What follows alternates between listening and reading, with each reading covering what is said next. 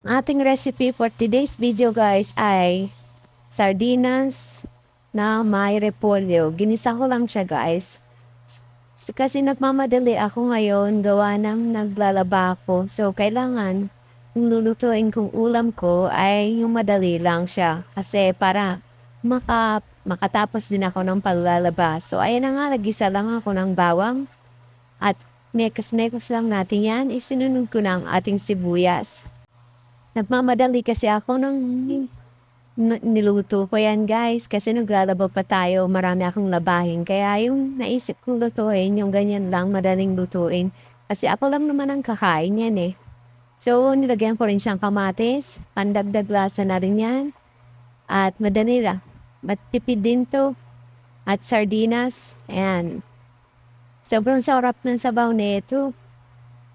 Lagay ko lang yan din yan. At igisa-gisa natin ng konti. Tapos, lalagay na natin yung repolyo.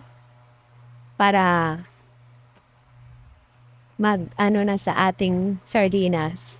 So, kayo guys, kumakain din ba kayo ng ganitong ulam? Ayan. Kalahating repolyo lang yan guys. Kasi, para sa akin naman yan. Mas gusto ko kasing na ganitong ulam. Madaling lutuin. Hindi ka pa masyadong mag-iisip ng kung ano pa. So, maglagay din tayo ng pepper. And testin tayo lang natin kumulo yan. At naglagay din ako ng konting magic sarap. Ayan. Tapos yan na, luto na siya. Ayan ang ating recipe for today's video. At kung nagustuhan niyo nga ang video ito, huwag niyong kalimutang mag-follow. Salamat sa panonood. Thank you so much. Tara guys, kain na tayo. Yan lang ang ating ulam for today.